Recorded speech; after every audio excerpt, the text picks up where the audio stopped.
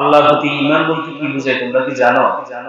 এই প্রশ্নের উত্তর রাসূল সাল্লাল্লাহু আলাইহি ওয়াসাল্লাম নিজে দিয়েছেন যে এই কথা সাক্ষ্য দেওয়া আল্লাহ ছাড়া কোনো ইলাহ নাই, তিনি একক, তার কোনো শরীক নাই, এবং সাথে সাথে এই সাক্ষ্য দেওয়া যে হযরত মুহাম্মদ সাল্লাল্লাহু আলাইহি ওয়াসাল্লাম আল্লাহ তাআলা রাসূল। প্রায় তিনটা অধ্যায় নিয়ে আমরা আলোচনা করেছি। এক নম্বর আল্লাহকে বিশ্বাস করা, দ্বিতীয় ফেরেশতাতে বিশ্বাস করা, এবং তৃতীয় কিতাবে বিশ্বাস করা।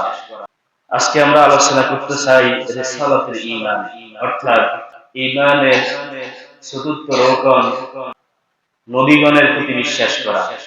ঈমানের ৬টি রকম আছে, যার প্রথম রকম হচ্ছে আল্লাহ তাআলার প্রতি বিশ্বাস করা।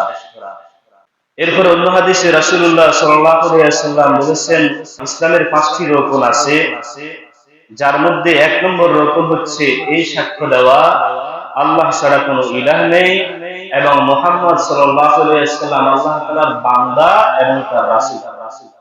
আল্লাহ তাআলার বান্দা এবং তার রাসূল। ইনশাআল্লাহ এই অধ্যায়টা বান্দা এবং রাসূল অধ্যায়টা নিয়ে আমরা আলোচনা করব।